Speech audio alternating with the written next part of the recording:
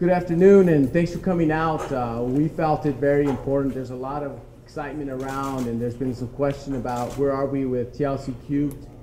Today we're here at Memorial High School with members of the board and members of ACU and members of the staff. Actually, Cadre 1, just to talk about, and hopefully more of the focus is on the students and the teachers, more so than our level, what we're doing. But I did want to remind everyone about two important announcements.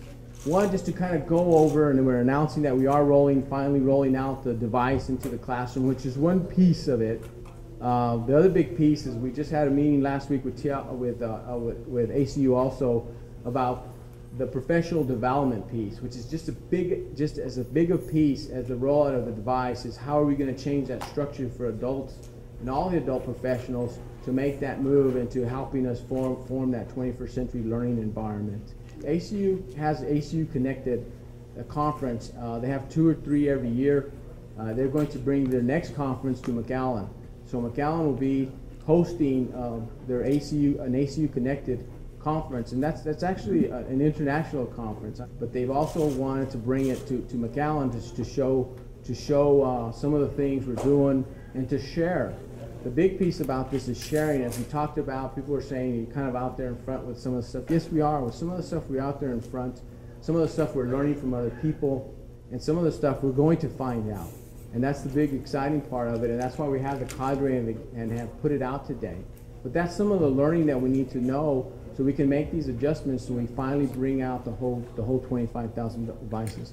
What would it be to change or to adapt to this 21st century learning environment? And we did bring a cadre. Initially it was about 20, 30, 40 people, teachers, administrators, some parents, some students were in there at the time,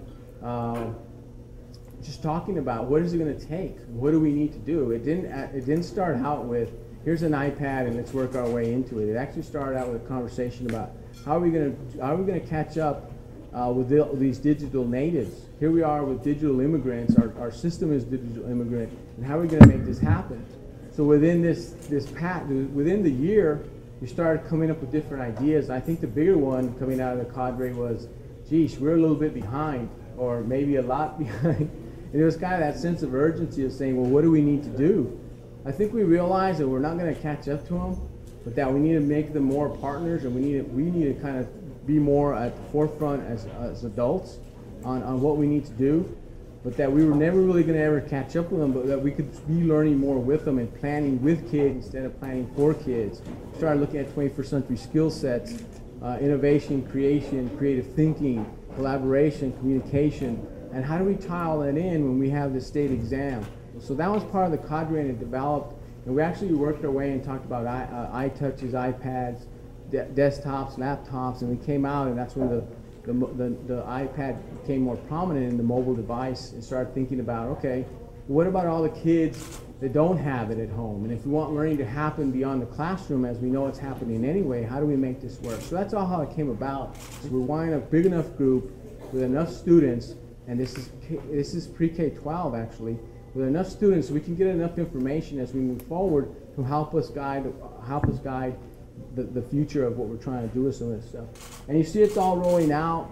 Started working the professional development side, working the rollout side, and we have the members of the board here. That was a big step also. We had a conversation on what does it mean and how do we make it happen on that end of it. How are we going to fund it? We started looking internally and saying, well, we were already investing right now in our infrastructure. We're investing in technology. We really need to invest in labs, or do we need to get the device to our students and our staff that is most current, that is most modern, and most powerful?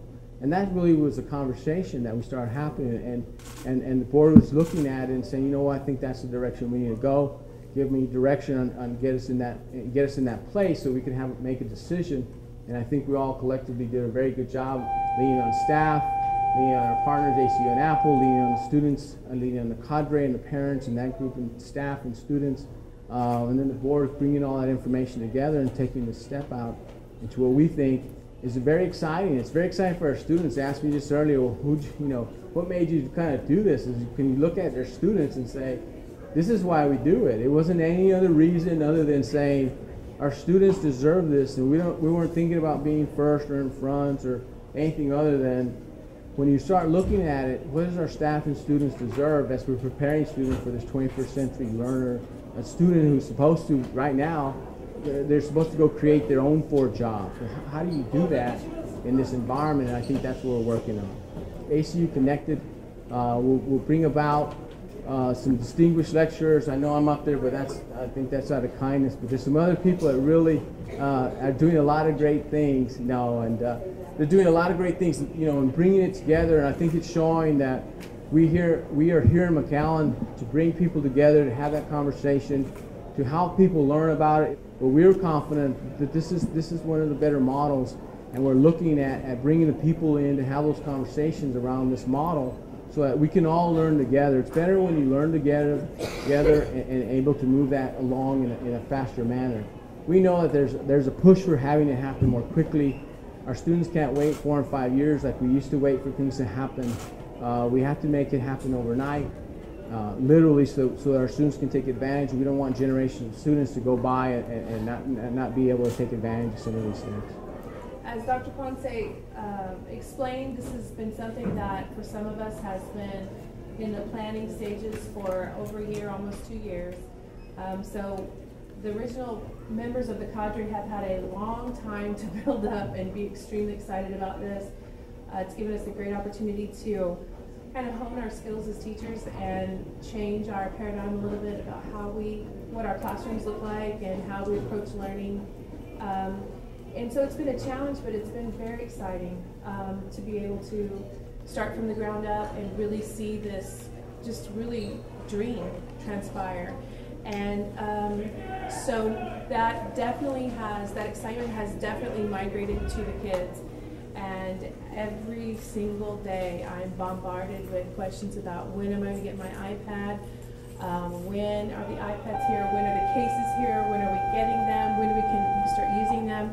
So that's been a really neat, it's been frustrating to tell them no, but at the same time it's been neat to see the level of excitement the kids have. I think that's a big part of this movement, is engaging kids in something that they can own, when they can own their own learning, when they can learn anywhere they are, when they can take their learning home and people in their home can learn as well and be connected, otherwise maybe they wouldn't be connected.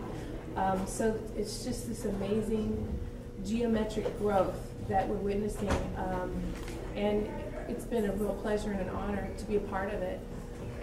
So we're excited to get these devices out and get rolling with this. And how about the training? There's been an incredible amount of training. Right. We've had the original cadre members have, along with all the planning meetings that we've attended and all the cadre meetings we've attended, we have started with just very basic training. We've also been trained specifically in iPad use, classroom use with the iPad.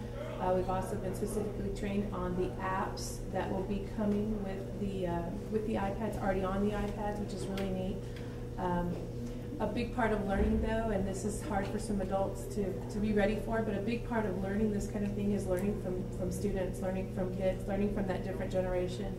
They almost always will know more than you do about stuff like this, and you have to be open to letting them teach you about that.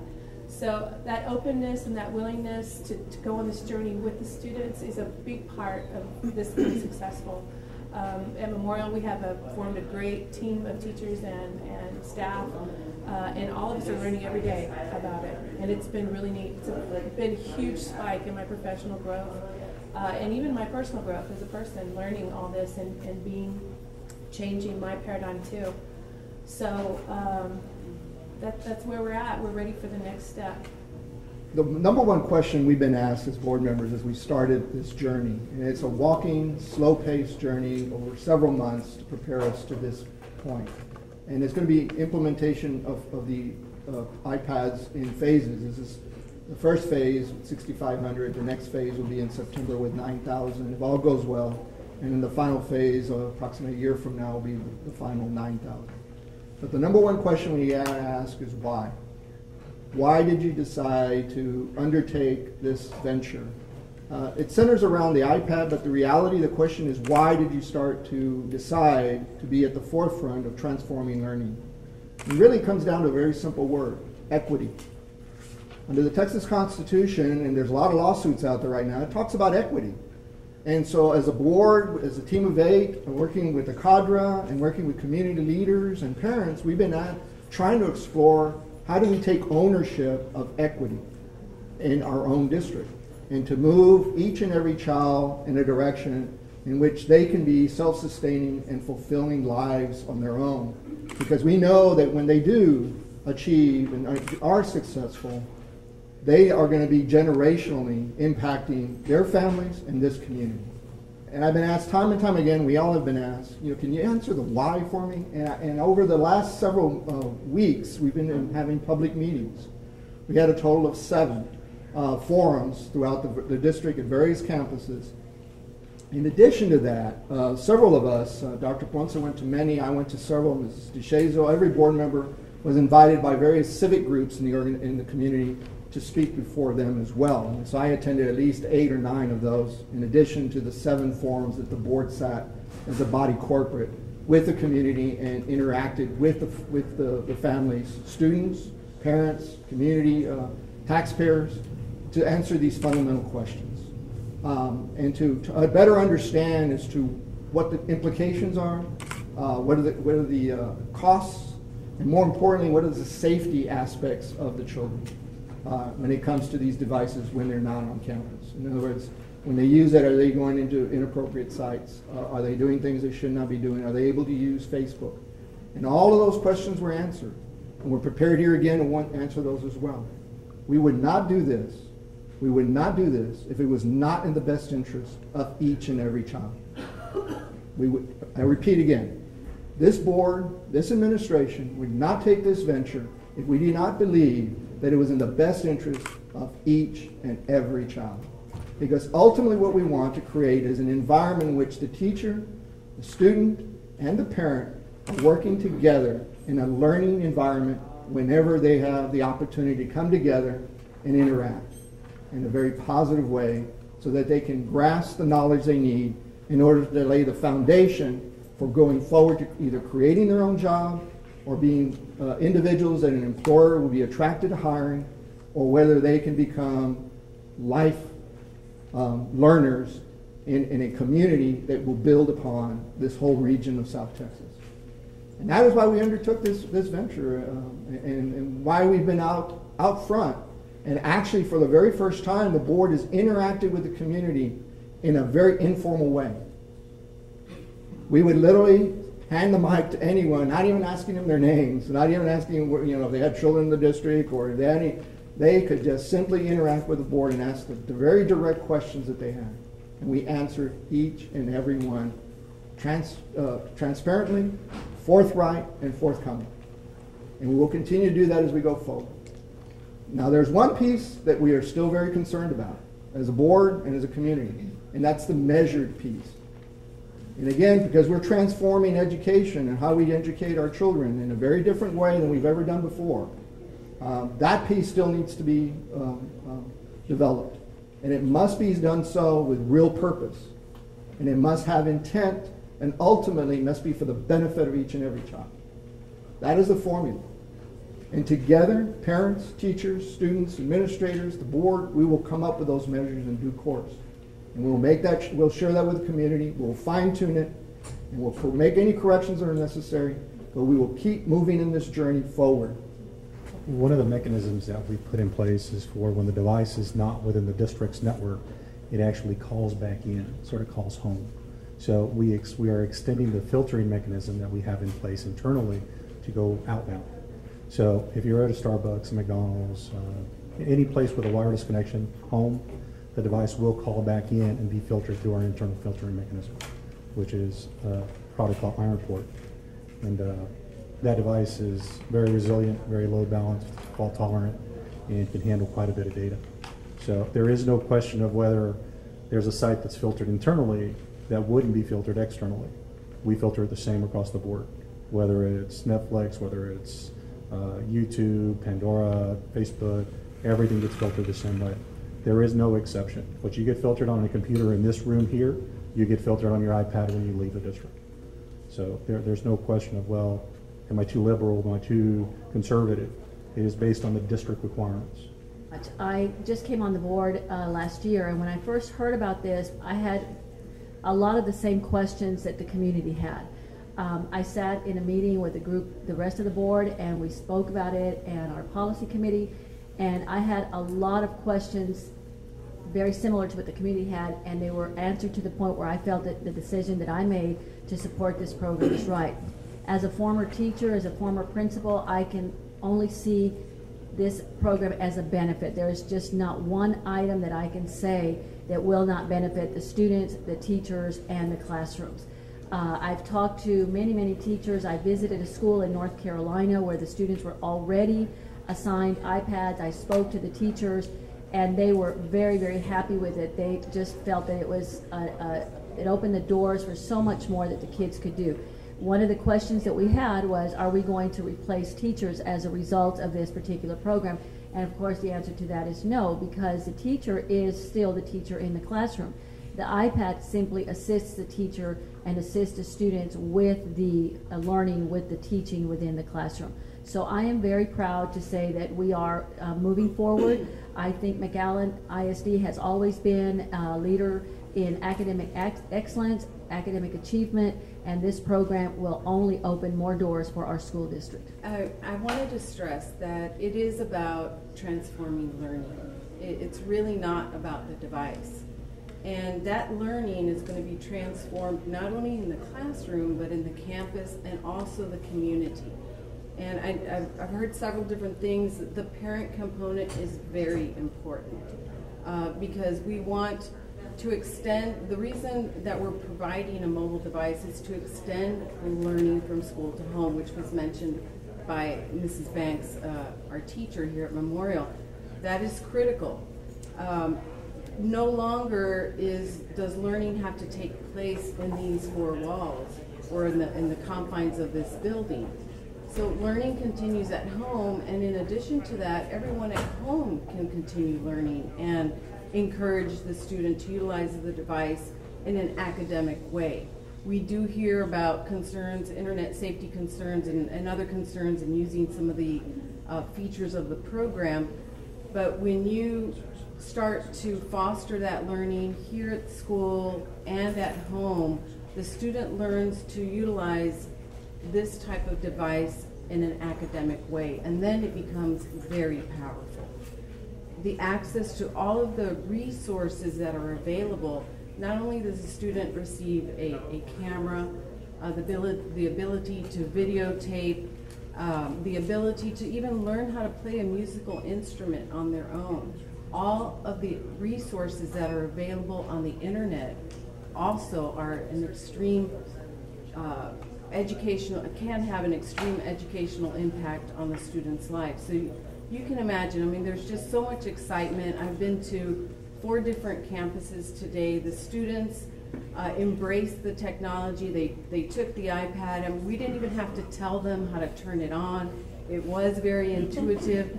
They started right away creating their iTunes account so they could download apps. They started downloading books. I mean, there's just so many resources, and we're very excited and we're very proud to have a school board and a superintendent who can support this kind of initiative. I've been the director for 10 years in McAllen ISD, and this is like a dream come true. To see that type of technology being provided to the student. I mean, really, we only kept the technology within these 4 walls. Desktops, projectors, and even some issuances of iPads or iPods, but they were kept here in the school building. Now that a student is going to be able to take that home and the learning can be extended, and the possibilities are endless. So we're very excited, and again, the parent component, critical. We have been providing sessions for parents, orienting them to this initiative, and in addition to that, we're going to provide parents training on how to utilize the device and how to support their child in this new type of learning. I just want to say that at ACU, we are at the epicenter of educational technology. We have people that come to our campus from many different nations, trying to understand how to leverage technology in the classroom. We have formed partnerships with Cambridge University, with Google, Apple, different giants in the technology field. And so we've been doing something like this at the university level now for several years. We've done research, we've published. Bill Rankin was one of our professors, and we've basically given him a year off because our people are so in demand that Apple formed a board of educators that are leading the way in this area. And so Bill is one of three of our staff faculty people that have been placed, that have been given this distinction of being Apple Distinguished Educators. And in particularly, he's on their board of directors, just looking at transforming education simply because as a nation, if we don't get a handle on that, we're just falling farther and farther behind. When you have third world countries that are beating us at the education game, there's just not a lot to say to defend that. And so this is coming from technology leaders, from business leaders, from political leaders. And so we've been doing this again at the college and the university level. My wife's a school teacher locally, and she attended some events with me and said, wouldn't it be great if we could bring some of that to our community? As a local minister, that we've been a partner in excellence with Jackson Elementary for over 10 years.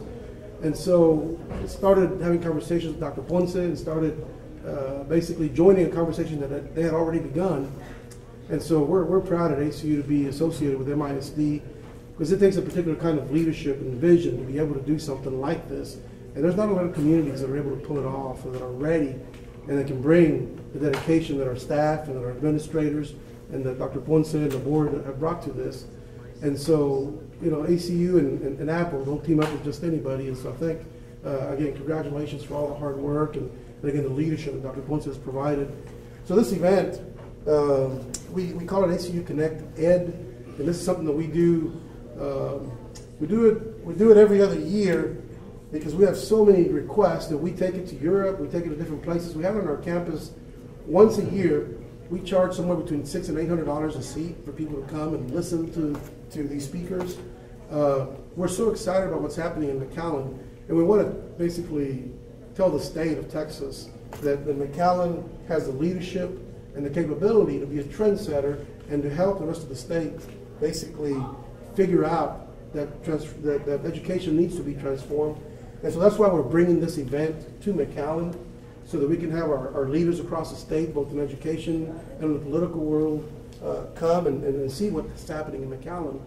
And so that's basically why we're bringing this event. We have our president, Phil Schubert, and John Couch. Bill Rankin probably is one of the world's most recognizable faces. He's in London and Dubai and everywhere else speaking to heads of state about this issue. We're in the process of, I think, working with the nation of Uganda to do this very thing for the entire nation. And so this is something that's going on, but this is the first time, and this is the largest school district that I'm aware of that's doing it at this level, every one of our kids. A lot of districts are doing it around the nation with this school or that school, 400 kids.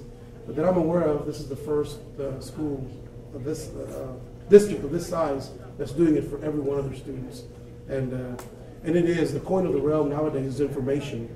So if you open up access to information, it's about equity. It's about providing a level playing field and providing a better future for our children and our children's children.